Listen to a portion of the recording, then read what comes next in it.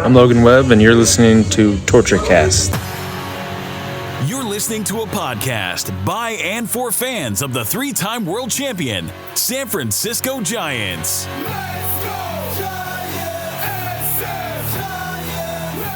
With hosts Chad King and Eric Nathanson. This is TortureCast.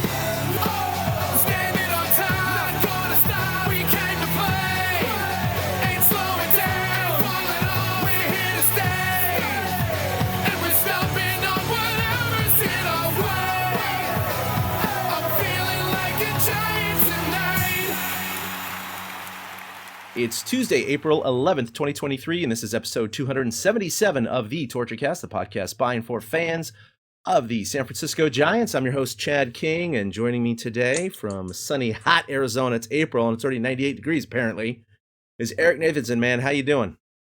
I'm doing well. I have air conditioning, so, aside from having to watch Giants baseball, life is good. How could I complain? So I'm doing all right. How things back up in California?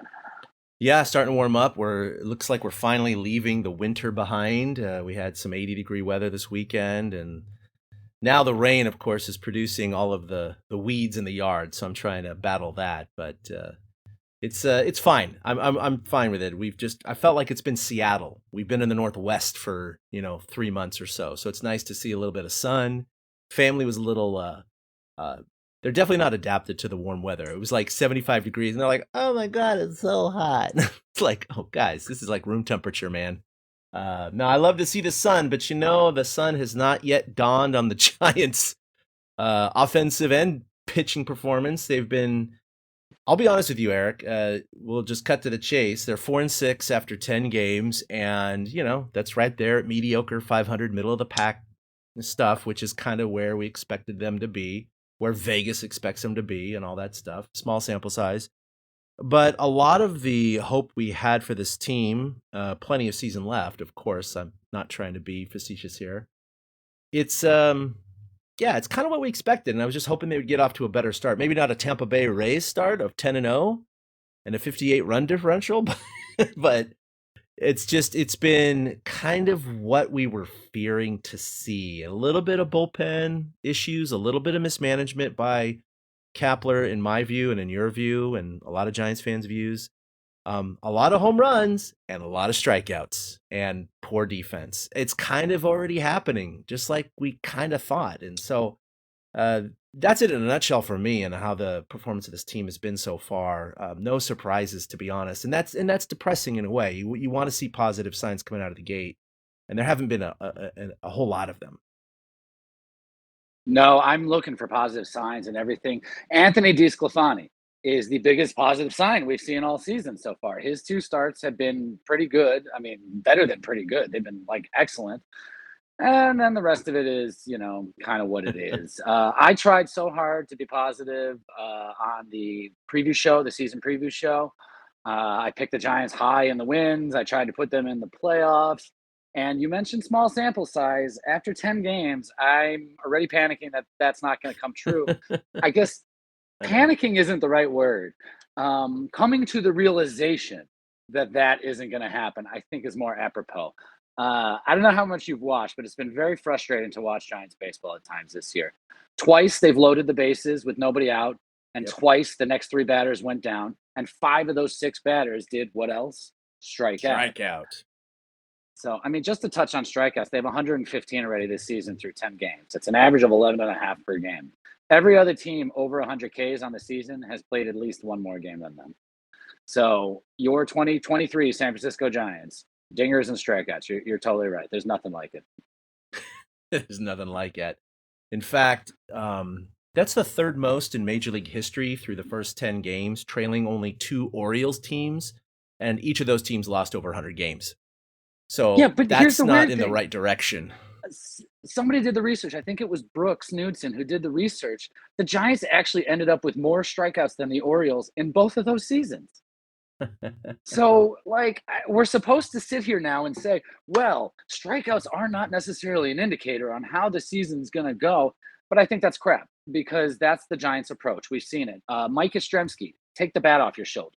It's those kinds of things. The Giants don't seem to have an approach when they come to the plate, or their approach is wait for my only pitch, and they don't make adjustments. And it's getting really frustrating to watch. I hate watching called strike threes in the first place, but it's even worse when you're watching, these guys swinging at pitches out of the zone and then taking a pitch right in the zone. It's not the style of baseball that we want to watch, and it makes for some boring. I mean, it's the three true outcomes.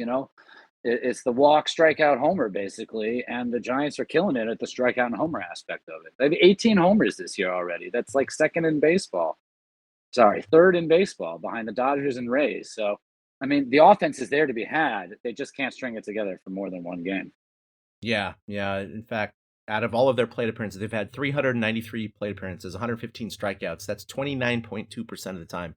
So almost 1 out of 3 plate appearances. I mean, dude, that's like, dude, could you imagine back in Little League striking out 1 out of 3 times you walk up to the plate? I mean, you'd be like, Eric, sit down. You strike out all the time, I would have quit.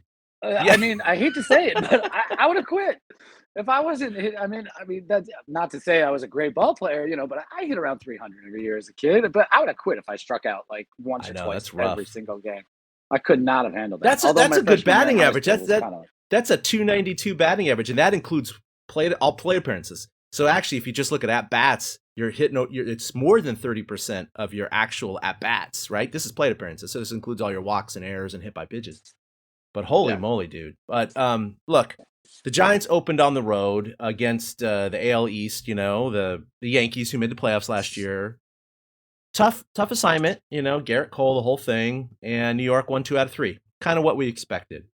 They went to Chicago, and sorry, I have it here. Yeah, they won 2 out of 3, of course, in Chicago, and they had that epic home run game where they had 7 bombs, including 4 in one inning. And by the way, I won't play it here, but have you seen the John Boy breakdown of that inning? No. I keep meaning to, and every time I start, something happens because it's like an 8-minute video. So every time I try to get into it, I can't. Is it good? Because I'm dying to see that. Well, it's really good because I think a lot of people in that inning and even in the game kind of assumed that he was tipping his pitches. And there's some really good video evidence that he was absolutely tipping his pitches, and the Giants were picking up on it. They knew what was coming. Basically, it's hard to describe, but it was the position of his glove versus his hand. If his glove was flat, it was not going to be a curveball. Now, it could have been a slider or an off-speed or a fastball, but it was one of those 3. If the glove was up with a gap over the ball, it was a curveball. And so that basically narrowed it down for the Giants. If they saw the glove up, they knew it was a curveball. If the glove was flat, well, it could still be a slider, a fastball, or a changeup, but it wasn't going to be a curveball. So it narrowed their choices. So once they saw that glove go up, it was like, boom, okay, I know it's a curveball. Once they saw that glove go down, they said it's probably going to be a fastball, but not always. And sure enough, that's what they were tipped up. Because they hit 4 home runs in 5 at-bats, which is insane. That's amazing. So, and they even, they zoom in on, what's his name? Michael Kopech. Kopech, thank you. I almost said Kupchak. Michael Kopech. And he just looked like, he wasn't even mad. He was just like, what? He was trying to figure it out. He's like dazed and confused. He was like, well, how are they hitting this? I don't understand. They weren't cheapies either. Some of these were like absolute bombs that were hit. So I can totally see how tipping the pitches was doing it. And I mean, as a Giants fan, that's almost frustrating though, because great, you can hit 4 home runs in an inning when the pitcher is tipping the pitches, but you're not producing in the other innings. There was an inning the other night against Kansas City the other day where they scored 4 runs in an inning, and I think they only homered to start the inning. That's the kind of inning they need to put together. If they're going to rely on just the home runs, it's going to be really, really tough to string together hits to do what they do. So, but I mean, with that Kopech situation, just that whole game, 7 home runs was the second most they've ever had in a game. The most was in 1961. In the game that Willie hit 4, the team hit 8. Okay. So that makes sense. That's the only other time they've hit more than 7 homers in a game. And I mean, it was fun. They won that game 16-6. Mm-hmm. They won another game 12-3 against the White Sox. They were coming home. It was 3. They were 3-3, and we're like, okay, this offense is starting to click. And then the big bad Kansas City Royals came to town. Yeah, the 1-6 Kansas City Royals came to town. and spoiled the home opener 3-1. That sucked. It really was the second game though, Eric, and we were starting to get a little verklempt pre-show. You guys missed some of that, so we had to stop ourselves because we were getting negative. We're going to get negative again, let me tell you. But Here we go, coming off of a home opener, loss to the lowly Royals, and they jump out to a 5-1 lead, and everything's looking peachy keen. Chamonix went in there and pitched 6 innings of solid ball, no issues. And Stripling is put in. Now, the Giants had 2 off days built into the schedule at the beginning of the season. They were really weird off days, and the reason they did that is because it was East Coast, Midwest kind of stuff. They do that for the weather. That's what the explanation was. It's early April. In New York, you could have the weather, turn bad. Same with Chicago. So it's a way to kind of prevent needing a makeup game, because with the unbalanced schedule now, the Giants will be visiting all of these American League teams only one time. So it's the only, visit to the Yankees, the only visit to the White Sox. So it's really hard to make up those games. And so since it's early in the season and you have a higher chance of rain and inclement weather, that's kind of why they built those in. That being said, they were able to skip, a start or 2 from the starters, and Stripling, who had 1 start so far, his second start was skipped. So I guess he needed some time, he needed some reps, he needed some pitches, and that was the explanation. But I tell you what, Eric, I could buy that after his performance for 1 inning, right? But he comes in for the 7th, he gives up a leadoff bomb, 5-2, but then he goes out. Okay, fine, 5-2 game, they still got the lead. Now we go to the 8th inning. The 8th inning, Eric, the 8th inning. Like, you have the Rogers brothers, you have Brebbia, you have others to get to Doval. He put Stripling back out there. And that's where I was just kind of like, Like, it's a 3-run lead. That could evaporate in a flash. And it did. He did the exact reverse of the previous inning. He got the first 2 guys out. So then you're like, well, okay, hopefully this works out. Single, visit to the mound. Boom. Big fly. Ties it up, 5-5. And then the Giants decide to pour salt into the wound, into the bottom of the 8th inning. They load the bases with 3 consecutive singles, and then promptly go K. No runs. So you have the Royals in the top of the inning, you have 2 outs and no one on, go hit, bomb. And then in the bottom of the inning with no outs, the Giants go hit, KKK. And it was so frustrating because then in the top of the 9th, of course, Doval comes out there and he's still struggling with the pitch clock, it looks like. He's just not there yet. But anyway, a runner got all the way over to third with 2 outs and freaking Wild pitched him home. I mean, gave him the run, and that ended up being the game winner. So it was one of those games where, again, they should have won that game not just once or twice. They should have won it 3 times, and they let all the opportunities slip through their fingers, and all the bad things happen. So that separates the good teams from the bad. I mean, don't you agree, Eric? These are the innings that the Los Angeles Dodgers and the Houston Astros and those kind of teams just won't have very often. Yeah, but that's also because the Astros and the Dodgers seem to have better management at the helm to try to navigate these situations. I mean, you said it. We're all wondering, okay, Stripling got through 1 inning. He only gave up the homer to Reyes. No big deal. That's great. But we're into the 8th inning. So get a Rogers up. Get another Rogers up. Get Brebbia up at that point. Okay, fine. You didn't do that. All right. He got 2 outs in the inning, but then he'd get 2 men on base. Instead of visiting the mound, Camilo is sitting right there for a 4-out save, which is something he's done before. It's absolutely feasible and within the realm of the possibilities. Not only is Camilo sitting there, those Rogers guys and Brebbia that I mentioned are also sitting there. Brebbia is the guy that came in to replace him. Hi. I'd be pissed if I was one of them. So the Giants, this is our job. After the game. Yeah, exactly. After the game, Gabe said, well, that was something that we had decided days ago already. What does 3 days before the game have to do with the game? How does our manager not understand game flow or have a feel of the game or understand situational baseball? I mean, there's only so many simulations that the laptop can run, and it seems like they're going to follow the simulations all the way off the cliff. And that's what Saturday was. It was absolutely, we're going to follow the plan and we're going to drive right off the cliff. There was no need for Stripling to go out there and piggyback him. Like you had said before the show, if Manaea only lasted, I don't know, maybe you said it now too. If Manaea only lasted 3 innings, 4 innings, yes, it makes Yeah, sense to long piggyback relief. a starter. Right. But he went 6 strong. Honestly, Manaea could have come out for another inning. He only had like 73 or 75, 74 I pitches. believe. Yeah. Yeah. So, I mean, there's literally no reason to put Stripling in that 76 pitches. No reason to put Stripling in that situation unless you're trying to shoehorn something in. And that's what the Giants are doing. And I fear that that's what the Giants are going to do all season. I mean, they're putting square pegs in round holes and expecting results. And as we saw, they didn't get the results. It was that Saturday game was so frustrating. I had the recap for Giants chatter that day, and I let out a string of obscenities when Stripling was still out there. I'm like, what the heck are we doing? And I don't understand it.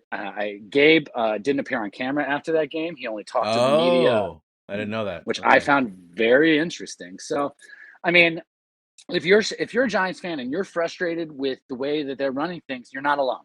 You're not alone. And this to me is a symptom of 2021 working. They think everything they can do is going to work. And that's just not how it's going to be. And you're going to run into situations like that where Stripling is in a position where he shouldn't be. And it burned him this time. And it burned him against, I mean, Salvador Perez and Franmil Reyes. I get it. Franmil will hit the ball a mile, but Salvy's somebody you can get out. You can. I know the guy is an all-star, possible fringe Hall of Famer, but he's a guy you can get out. You can get him to pop up. You can get him to chase the high pitch.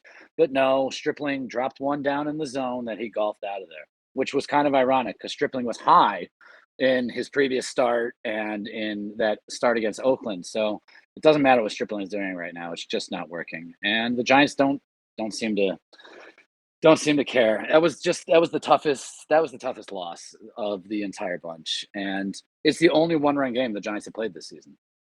Yeah, it was like you said, forcing a square peg on a round hole is exactly what that was, because that's not a normal way to manage a game, and I know Gabe knows that. And if he didn't, I didn't realize he didn't talk to media about that. I just wonder, is this something? Even though Farhan, Kapler's always been Farhan's guy, and they've worked together for years with the Dodgers. That's probably why the Matt Beattie signing happened. We'll get to that. Yep. Because he was with the Dodgers when they were there.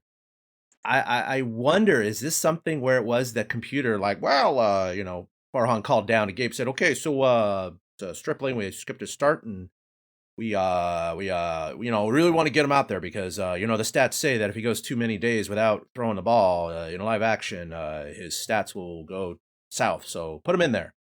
And I wonder, give him a like, sim game.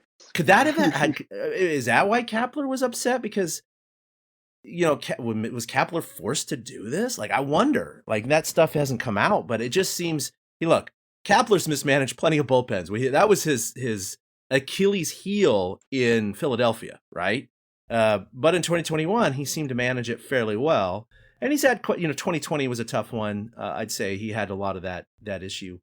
This year, again, that particular game, if he brings in one of the Rogers brothers and they give up 3 runs in the 8th inning, we're going to be mad at Rogers.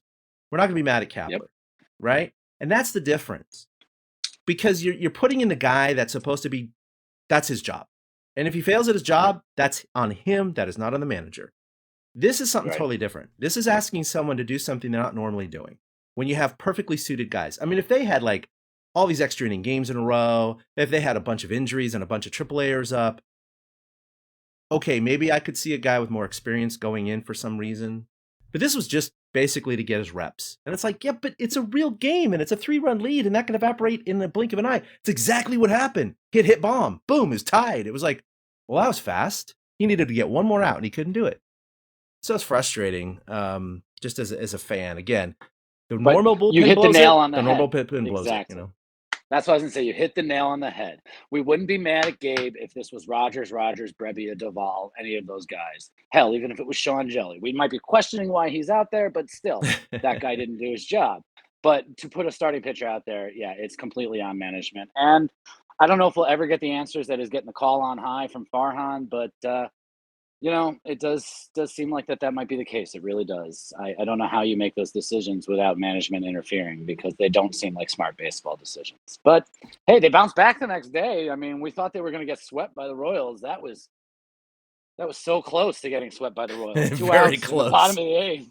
Oh my gosh. They scored all 3 runs with 2 outs in the bottom of the eighth to win that Sunday game 3-1. But I thought they were gonna get shut out. I was so prepared. Again, I was writing the recap. Okay, so I wasn't doing Saturdays. But Sunday I was writing the recap and I was already like the Giants got shut out for the third time this year. I was ready for all that. And, it was amazing to see Conforto come through when he did and Wilmer come through when he did. So, there's signs of life from the offense at times, but if management doesn't put them in a position to succeed, will it even matter? Yeah, that was they did salvage the one game, and it was nice to see.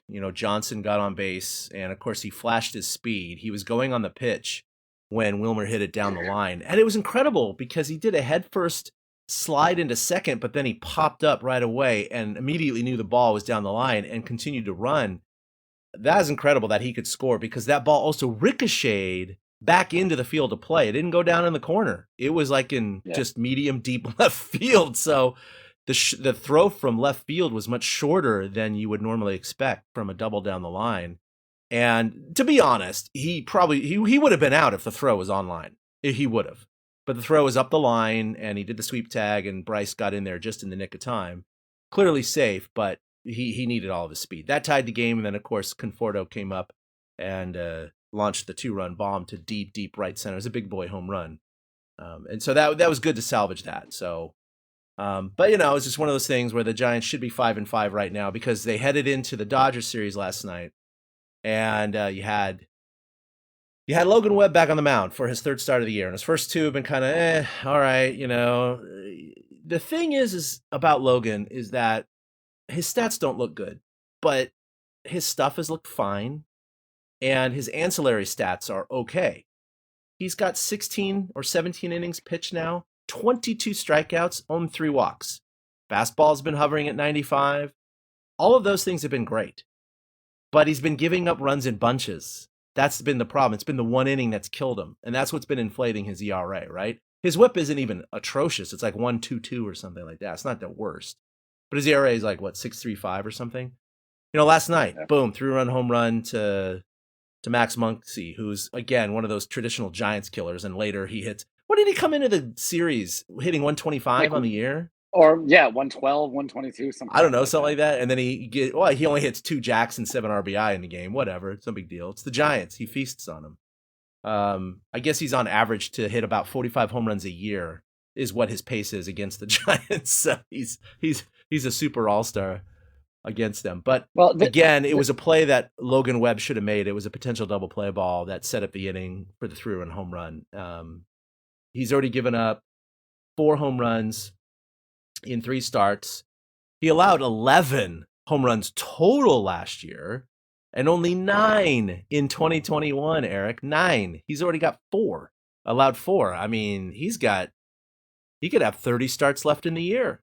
So he might blow that number away. I'm not too worried about him per se. Again, because I think a lot of his stuff looks okay. He's missing some targets. Obviously, he's getting into trouble and he's allowing the big fly happening with runners on base. But I mean, how are you feeling so far about Logan Webb? I am a little concerned because they're not swinging and missing at the sinker. Apparently, the whiff percentage on his sinker is 8.1% right now. So that means they're barely swinging and missing at less than 1 out of 10 sinkers that are coming this way. And nobody has swung and missed at a fastball yet this season from Logan Webb. Every single fastball he's thrown has either been taken or made contact with. So I'm a little frustrated about that. And I thought it showed last night with the Dodgers. The Dodgers just seemed, not that they knew what was coming, like in the Kopech situation, but they knew to lay off certain pitches and just wait for other pitches in the zone because Webb invariably was going to have to try to force one in. And that's kind of what's been happening. And so I am slightly concerned. I mean, his whiff percentage on a sinker, we've heard all the time that his sinker is the pitch, and it is. But, when you don't have an infield that's going to field ground balls as well as they should, you're going to have to strike out a few more guys, and he's just not able to do that yet. So I do have some concerns about him. The fact that he's given up 4 homers this year. I mean, he's only given up 2 homers in a game only like 2 or 3 other times in his career. Yep. And, I mean, he gave up 3 homers in a game last year to Philly, but they were the only 3 runs Philly scored in the game. It was over 9 innings. So, you can't really use that as an example of, when he's not doing well. So I have some concerns about Webb. I really do. It doesn't help that he's faced the other team's ace every time, Yeah. but giving up 4 runs every single time is cause for concern because he's not lasting into games. He's not saving the bullpen any pitches. And so give me 3 more starts to see if he can get back on track. But if this trend continues, I'll be a little worried. Yeah, for sure. No, there's every ace has a rough patch like this. It just seems like, maybe hopefully he's having his rough patch at the beginning of the year as opposed to, the dog days. But yeah, I agree with you. I think clearly it's only been 3 starts. Give him another 3 and just see where we are at that point. If he has a shutout mixed in there or 1 run over 8 or something like that, it'll be like, oh, okay, there's the old Logan Webb, Plus, like you said, he's been facing the other ace. There's a lot of pressure. It's the beginning of the year. It's been a lot of American League teams and then the Dodgers, it's like, it's been a little rough opening to the year. Very, very strange schedule this year. But yeah, the Giants lost 15 of 19 games last year in the unbalanced schedule against the Dodgers. And now they're already 0 for 1 this year. So that means they've lost 16 of their last 20. 16 of their last 20. In 2021, when they won the West by 1 game over the Dodgers, they won 10 out of 19. They were, just above the Dodgers. They just split +1. I'm telling you, man, this is really showing the difference between the two teams right now. 16 out of 20. That's ownage, as Mike Krukow would say. Yeah, I mean, you had 2 teams that won over 100 games, and then they just went complete opposite directions from that moment on. And, everybody thought, well, the Dodgers might not be as good this year. They are consistently their hard hit rate is the best in baseball. Converting fly balls to home runs for them is the best in baseball. So you need to keep the Dodgers on the ground. And again, ground balls are the Giants' weakness. So they just don't match up well against the Dodgers. They really, really don't.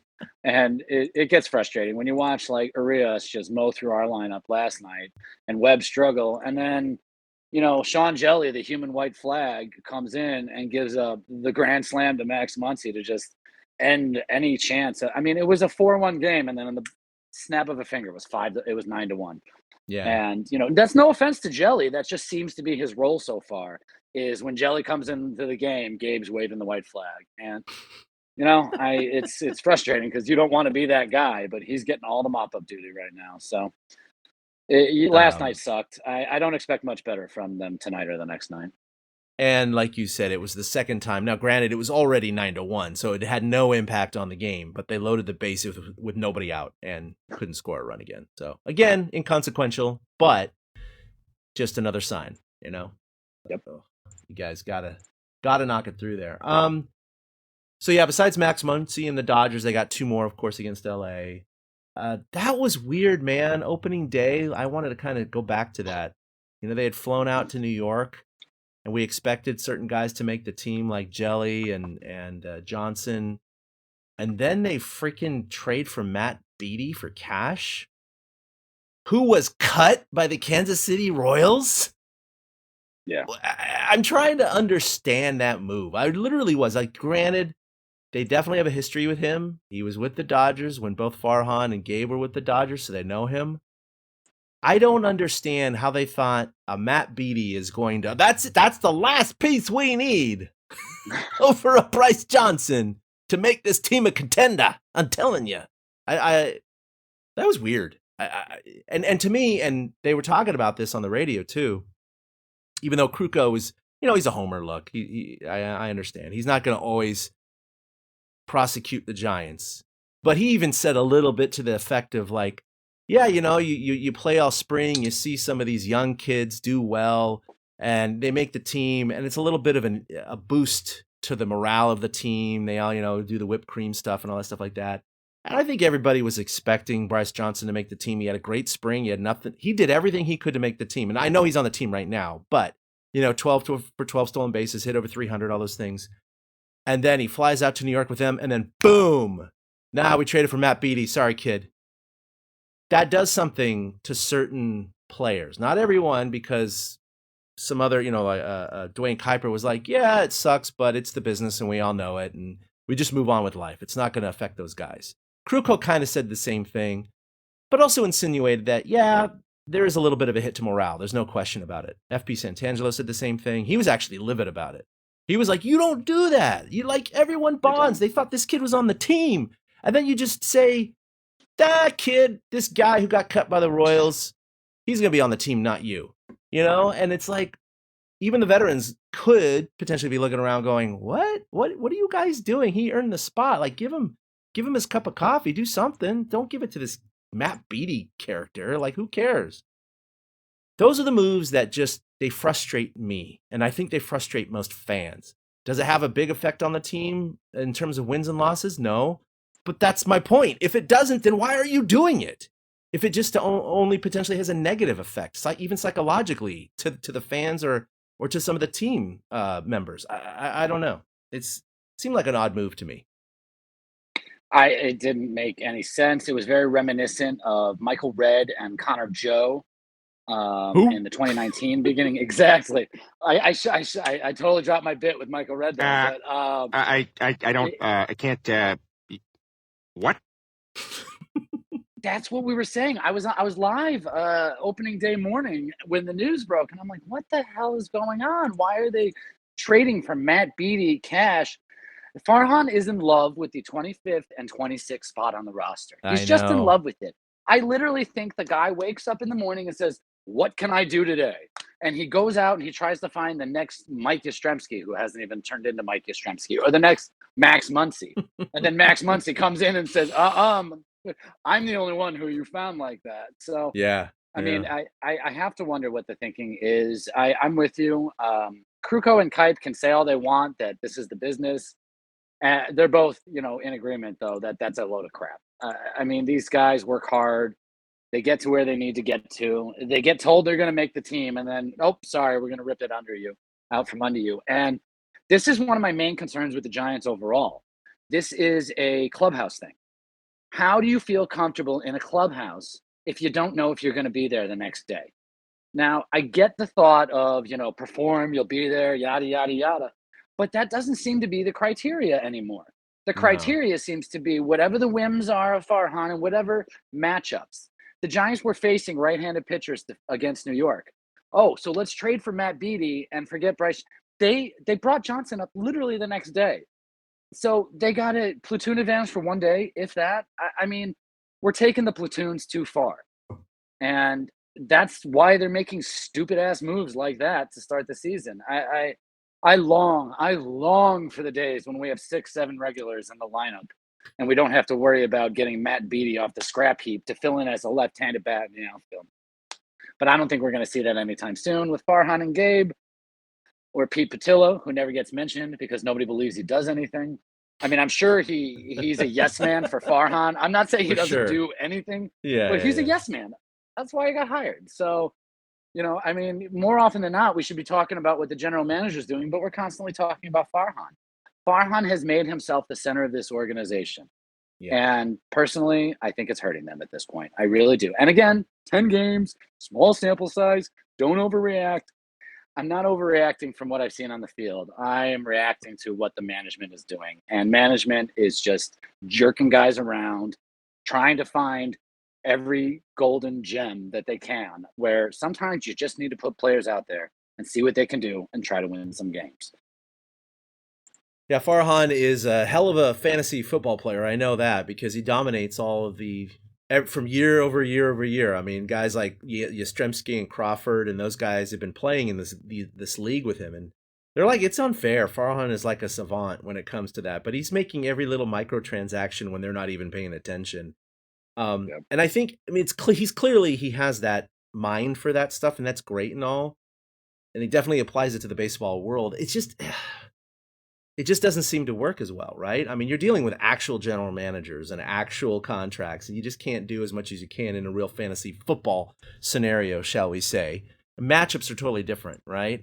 You have many more games, and it's just a different scenario. But he does play the Giants roster like his fantasy football team with the millions of transactions, and maybe it helps accrue, a single point here for every 10 yards on his fantasy football team.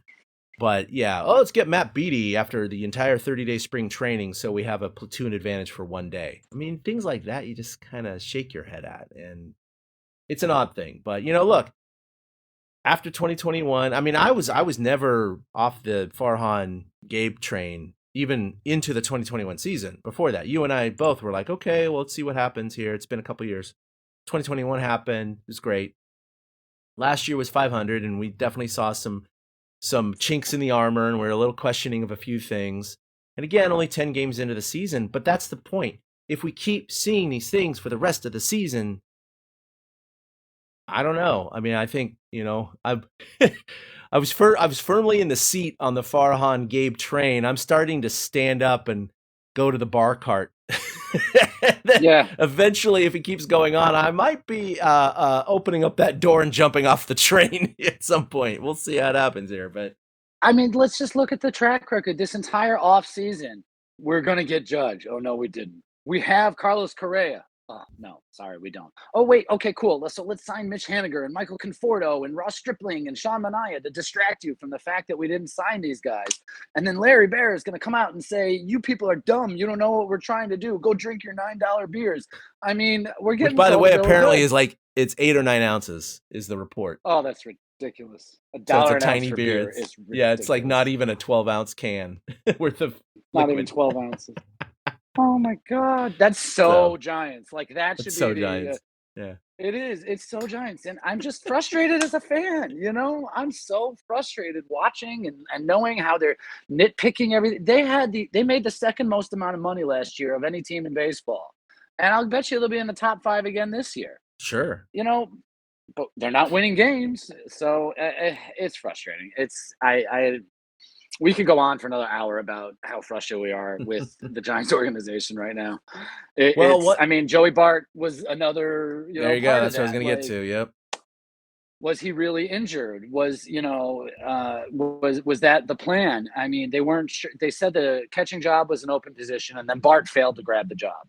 So they've got Roberto Perez. So great, let's start the season with Perez. And then Bart got hurt in batting practice before Game 2 against the Yankees. Yeah, when he was in the lineup. Yeah, it was weird. It was very weird. He got scratched, and it was just like, well, okay. Blake Sable, has had to pick up. And I'm fine with Sable right now. The kid's young. He's going to learn more as the catching goes on. But Bart's getting jerked around, and then he's coming back tonight. He's in the line. He was in the lineup last night. He's probably he was 1 for 4 last night with 2 strikeouts. So typical kind of Bart kind of line, which is fine. But I mean, it's like, what are we doing here? Do we even know if he was really hurt? I mean, it was just a little odd with all the time. Yeah, and he was only on the 10-day IL, but it would have been interesting if Perez had not gotten hurt. What would they have done with Bart, getting better, right? Would he have been moved to the 60-day? Would he have been DFA'd? Would Sable have been? I mean, because Sable can't be DFA'd or optioned because then they'll lose him for the Rule 5. So, they had all those issues. So now, of course, they're keeping Sable. They brought Bart back because Perez is now on the IL, and they actually DFA'd Austin Wynns, which is again, yeah. So I was like, he's back off the roster. It's like, how many times is this going to happen? Yeah, we'll see how the Joey Bart situation develops, but unless he turns into a Matt Williams type of history where he really struggled for a couple, 3 years until he figured it out. Unless he figures it out this year, I think this might be his last year in a Giants uniform. We'll see what happens there. But hey, we got Darren Ruff back, so aces, man. All right. Sorry, the sarcasm is strong because I'm so fucking pissed right now. Hey, we might as well talk about it right now. But yes, Darren Ruff was released by the New York Mets, and the Giants signed him to a minor league contract. And I just think it's, hey, look, it's one of those few trades the Giants actually completely fleeced the Mets on. It's not a huge deal trade, but it's like, yeah, they fleeced him because they have all the guys that the Mets gave them right now. They're performing. They have 2 guys on the roster in terms of, they have J.D. Davis, who has a couple bombs already. and they have Zepseski, which he got hurt, but he's got good stuff. They got the guy in Double-A who's he already struck out like 9 in his first start, which is 4 innings. And they were hitless or scoreless innings. So right now, the Giants have clearly taken the bounty on that, and they got the guy they traded for back. Yeah, literally everybody in that trade is now in the Giants organization, which is just hysterical. And it could be something. Look, Darren Ruff has not been a bad player for the Giants. He led them, against he was the leading right-handed hitter in terms of OPS for whatever duration of 2 or 3 seasons. He's been a great hitter for the Giants, and that's why the Mets wanted him. They needed more right-handed power, and he hit exactly 0 home runs with the Mets, which I still think is shocking to me. Like, you'd think he'd hit 1 or 2, but he had 0 in like 28 games. It was crazy. But, kind of like Panda. Panda seemed to only perform in a Giants uniform. He just couldn't do jack squat in a Red Sox uniform. Maybe the same thing will be, with Ruff. Maybe he's 36 years old too. He's getting up there in age, obviously. Maybe he'll have one last swan song. Maybe he'll, get called up middle of the year and he goes on a crazy streak and helps him win a couple games. But, don't expect anything from Darren Ruff. It's kind of hilarious, though, that the Giants signed him to a multi-year deal before last year. And now the Mets are paying off the back end of that deal while the Giants get to pay him the minimum. Yeah, exactly. We have a comment on Facebook here from Amy saying, I also had the question about whether Bart really got hurt. What does that say about our confidence or lack thereof in the front office that many of us doubted? The party line that brought us yet another round of musical players. Yeah. Musical players, the Giants, 2023, musical I mean, we've got so many new taglines. I can't believe they went with nothing like it this season. Like it. Oh my God. I really can't. Yeah, she's right. The fact that we are immediately questioning the management is frustrating as a fan. We've already, it's almost like we're, in the Imperial Senate and we're voting for no confidence in our leader here. So, that's kind of how it feels at this point, because I have no confidence in leadership at all right now. Well, before we get to just kind of the injuries and transactions, just real quick, again, 10 games in, so these numbers are in huge flux every game. But right now, pitching, ERA is 14th at 4.66 in ERA. WHIP is 8th at 1.24. Batting average against is 16th, middle of the pack at 254. If you break it down to starters and the bullpen, starters are 8th in ERA, 3.67, 4th in WHIP, 111, 11th in batting average against, 245. The starters haven't been too bad, and Logan Webb is the one that's really inflating that ERA, to be honest. Relievers, their ERA, oh boy, not so good. 28th, third to last, 6.27. WHIP, 24th, 1.45. And then batting average against, 22nd at 267. So the pen has not been doing their job. Granted, that is a couple innings of a starter in there, so it's kind of weird. But that's the way that they report the stats. Right. Hitting, OPS, which is supposed to be the Giants' strength, they're 7th, 781. And these are major league ranks, of course. These are not, with the unbalanced schedule now, it's almost not worth breaking it down to AL and NL. Even the Giants have freaking played the AL more than the NL so far this year.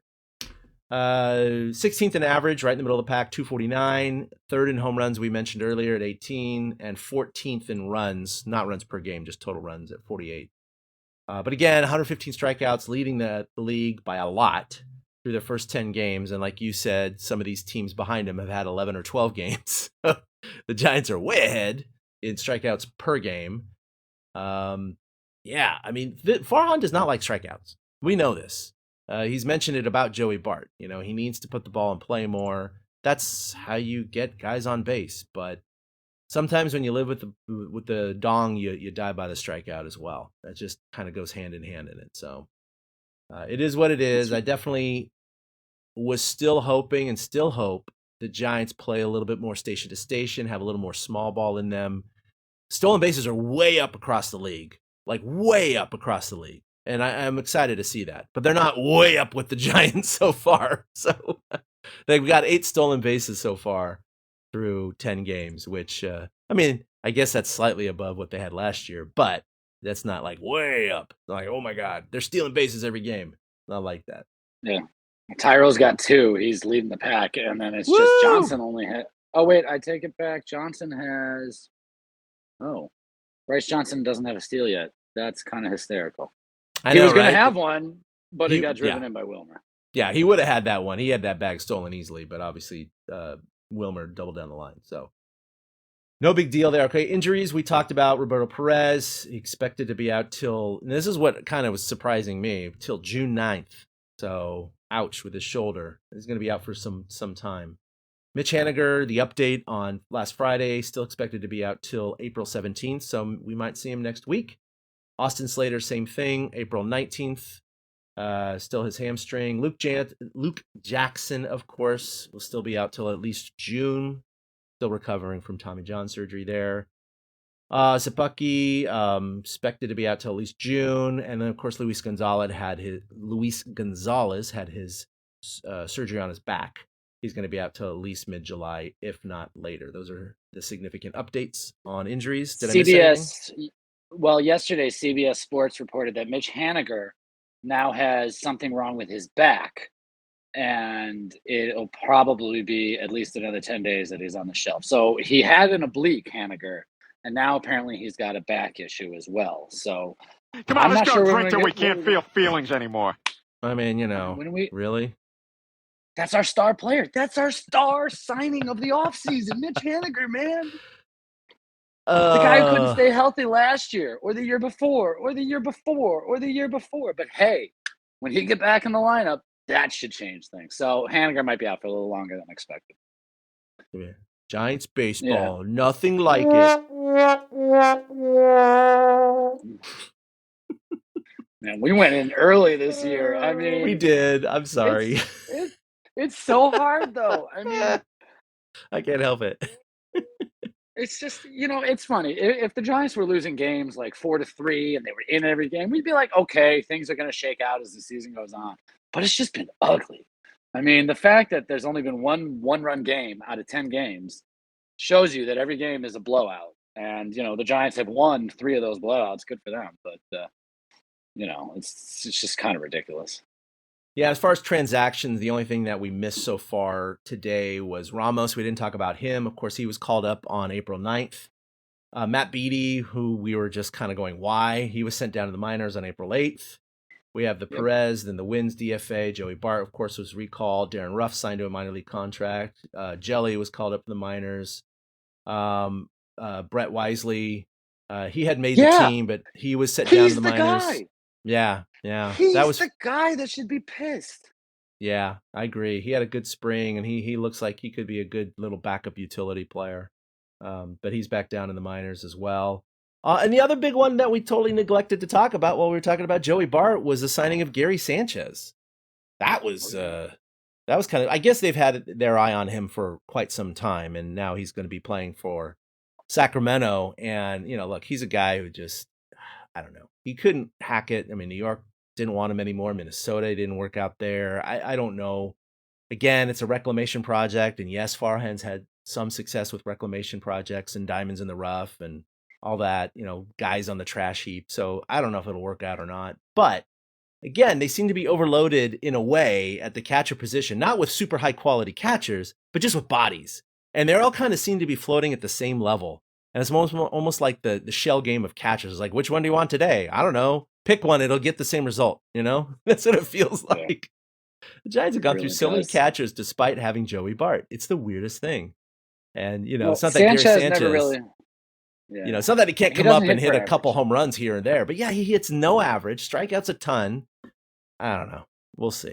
And then he does that stupid squat thing where he exposes his inner thigh and is down on one knee. I'm like, why are you even wearing shin guards? Like, you should be wearing thigh guards. Weird. Yeah, but all the Giants catchers go to one knee now with the new way they do things. And as an old catcher, that's just weird to me. It does not feel natural to have a knee on the ground as I'm receiving a pitch. Oh, because you got to be able to spring out of your crouch, Yeah, I know. It's funny. It's like, I hate this about social media, but like on Facebook, they have the reels or whatever, and like a couple friends will post something, and then I'll see one. I'm like, oh, what is this about baseball? And then the algorithm is seeded, right? And then they're like, oh, you want to see baseball stuff? You want to see this stuff? You want to see people working out? You want to see this? And I'm like, no, I don't want to. Stop. But there's this one guy I can't get out of my feed, and he's a catching instructor. So he's always showing kids and teens catching in an indoor facility, right? And so he's always talking about all these techniques, and they're I guess I'm the old guy on the lawn shaking my fist at the clouds because all these techniques, I'm like, no, that is the worst thing to do. What are you doing? And like one of them that really, grinds my gears, as they would say, is we're not talking about framing a pitch, Eric. That's fine. No. You do that like, very subtle movements, right? There's framing that major league catchers do. We're talking about the one where he goes, they're like, okay, this is the way you do it. And it's like, again, one leg's like way out to the left. They're down on a knee. Shin guards aren't even protecting anything that's going to get hit. And then they put the glove literally face down on the ground as the pitch is coming. And then he says it's the scoop technique, right? And so as the ball's coming in low, the glove's still on the ground. So there's no target for the pitcher, which is weird in its own way. But, pitchers can throw to an imaginary target, whatever. But it's they'll bring the glove, catch it in one motion. Like if you slow-mo'd it, it's like a scoop up, catch it like 6 to 10 inches below the zone, and pop it up to the zone. They're like, that's the way to do it. You'll get strikes that way. And like the comments are full of salty dogs like myself going like, what umpire are you fooling? What umpire is going to see a ball cross that low and go, oh, well, the glove's there. I guess that's a strike. Like, I hate this stuff. I know I'm going off on a tangent, but I haven't seen a major league catcher quite do that yet. I mean, we're not talking about a 7-3 ball club here. Go. There's a reason they're 4-6. Yeah, we were talking about catchers, and so I was like, oh, man, all these newfangled catching techniques I just don't buy. It. I absolutely hate it. I do. It's funny. As far as transactions, Brett Wisely, Bryce Johnson, Gary Sanchez, Piscotty was released. And that's about it for the important stuff. All the other stuff we kind of know about. But boy, not the best start to the season. Better than a 2-8 start, granted. But we need to see more from this team. If they were 4-6, but like you said, they had 3 losses by 1 run because of whatever. You'd be like, okay, they're hanging in these games, but making bad mistakes, poor pitching in certain circumstances, poor managerial decisions, and we'll see what happens. But it always hurts a little bit more when you start the season like this, I would say. Yeah, I'm very curious to see where this team is going to be at going forward. I mean, they've got 2 more against the Dodgers, and then they're going on a road trip to Detroit and Miami. Miami is supposed to be better this year, but Detroit's still Detroit. So let's see how they finally, handle. I mean, but the Royals were the Royals, so that really doesn't. I was gonna say, but the Royals are the Royals, Yeah, what are you gonna do? But I mean, I'm curious to see how they do going forward now. It should be a regular schedule, so we shouldn't be getting these screwy ass piggybacking pitching matchups. But we're gonna get it again tonight. Alex Wood is starting for the Giants, but you better bet your ass that Jacob Junis is going to be in there after Wood gets through 18 batters. Because Wood, when he gets to the 3rd time through the lineup, he gets beat. And literally in his last start, or his only start, he faced 18 exact batters, and then they pulled him from the game. So I expect more of that tonight. But I think on other terms, the piggybacking should slow down and things like that. So I think we'll get a better feel for what the ball club really is like going forward over the next couple of weeks. Yeah, so they have 2 more against the Dodgers, like you said, both night games, tonight and tomorrow night. Then they have another off day. That'll be their 3rd off day to start the season after 12 games. That's a lot. But then they have a solid stretch. From the 14th, they start, they're in Detroit. They do not have a day off until the 28th, so they'll play 2 straight weeks every single day. 3 in Detroit, 3 in Miami, 4 at home versus the Mets, and then 4 at home versus the Cardinals. So back-to-back 4-game series. And then the 28th will be an off day before going back on the road in San Diego, actually in Mexico City against the Padres. Right. So that'll be an interesting one. But speaking of schedules, we kind of were scheduled. We had this instead of yesterday. Basically, it's a long story, but I'll be out at sea for work for 2 weeks. So we had kind of moved the schedule around. That's why we're going today. And so you won't hear another podcast for about another 2.5 weeks from us. But in the meantime, you can definitely catch Eric over at Giants Chatter. He's been, of course, doing write-ups every, 3 or 4 games? Or what's your kind of current assignment right now? With you and Steven and Yeah. It's been a lot of day games, and I have the time during the day. So now that we're transitioning to night games, the other guys will get involved more. So, Got it. I'm usually writing 2 a week though. That's usually how it is. And I have coffee in the Cove when I can get it up. This Sunday we Yep. should be going.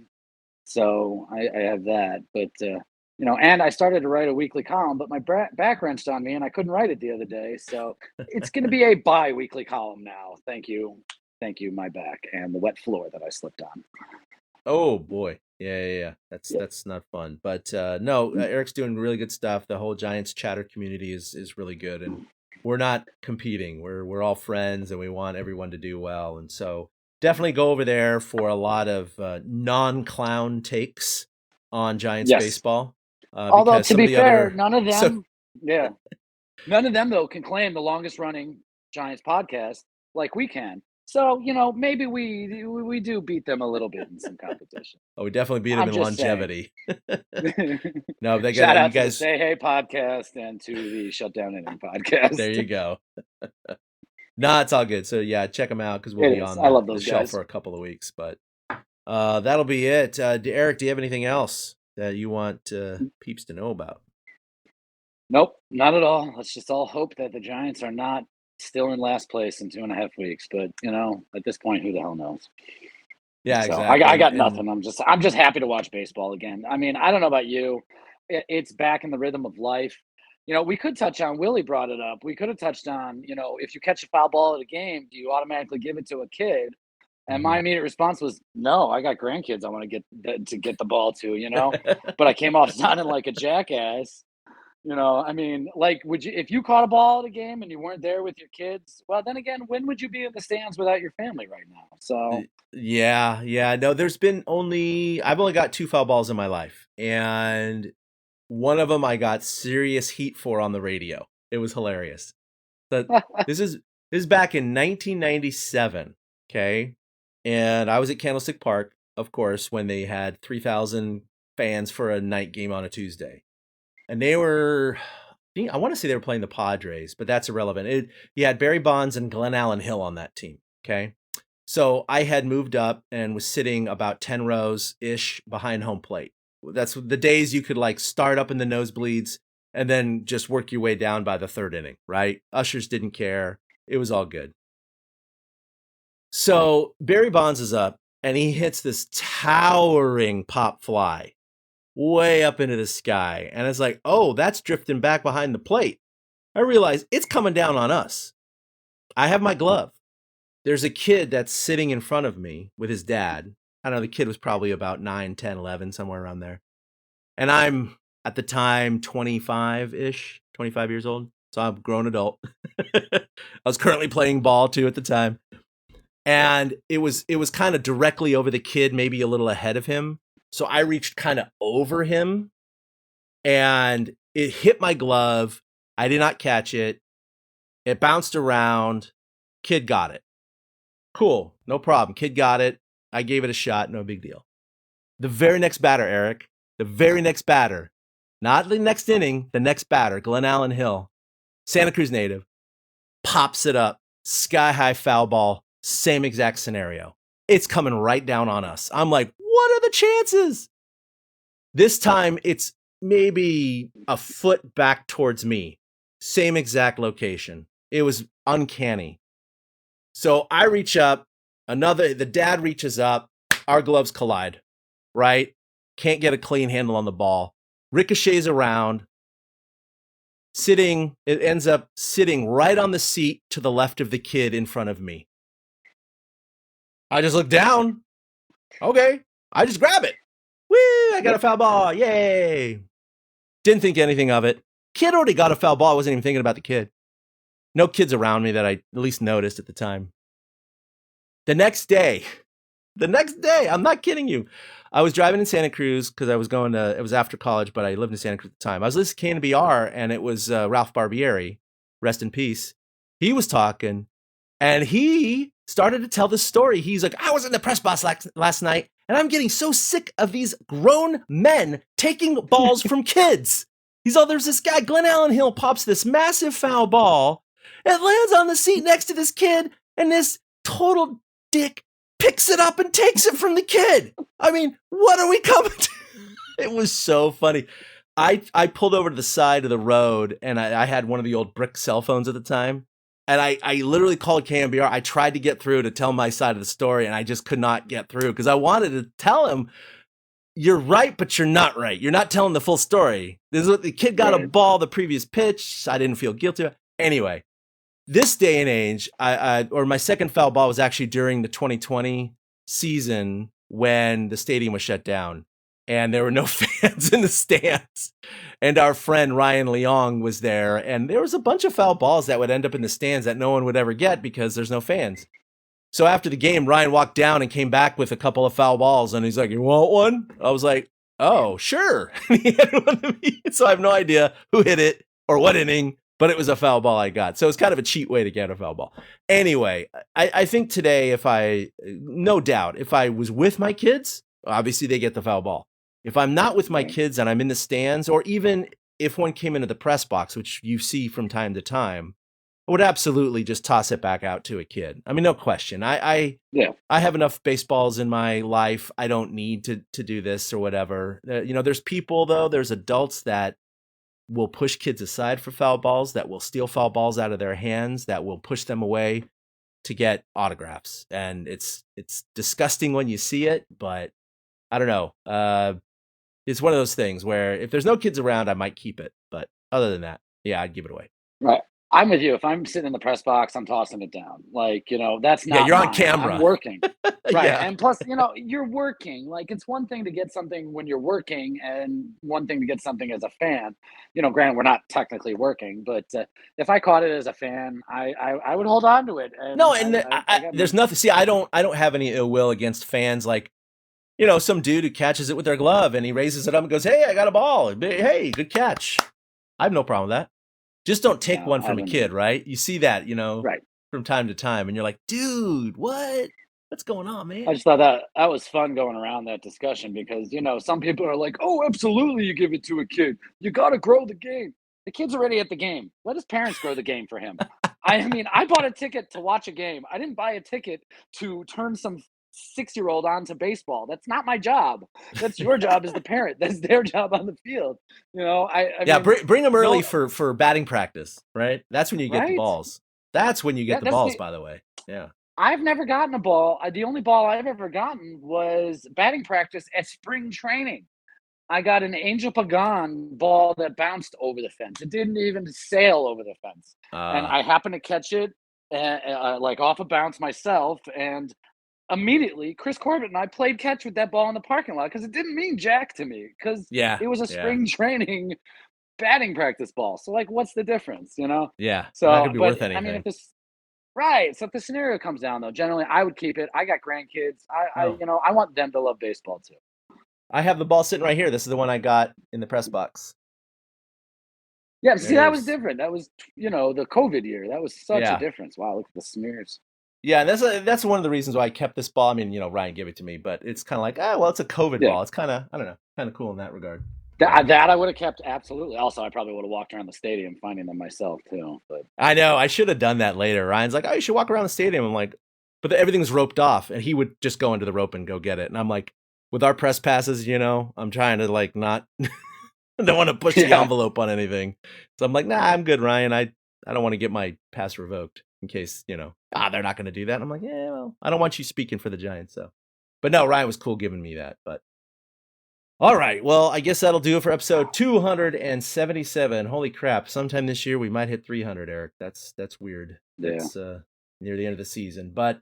You can follow us on social media collectively at TortureCast, individually at ChadK21 for myself, at 2OutHits with the number 2 for Eric, and at Willie Dills for Willie, who had to work tonight. He had to pick up a shift at his job. You can check out everything at torturecast.com. Of course, if you're listening to this podcast, you already know where to get your podcast, but if you're listening to the stream live, you can download our podcast through whatever site you want. And of course, if you're listening to the podcast and you want to tune in live, we typically will stream on Monday afternoons around noon Pacific time. And the video is always up on facebook.com/TortureCast, where you can like us and follow us. So for Eric and for Willie, this is Chad signing off. We'll see you in a couple weeks, and hopefully there'll be above 500, but chances are probably not. Anyway, we'll talk to you then. Boom. Miss you, Willie. A big thank you to everybody for listening to the Torture Cast, the podcast by and for fans of the San Francisco Giants. Follow us on Twitter at TortureCast. You can also like us on Facebook or check out our blog at torturecast.com. I also want to say thank you to Ashcon and Bailey for letting us use their song Feeling Like a Giant for our intro. For Ben Lee and Chad King, my name is Willie Dills saying, we'll see you next time.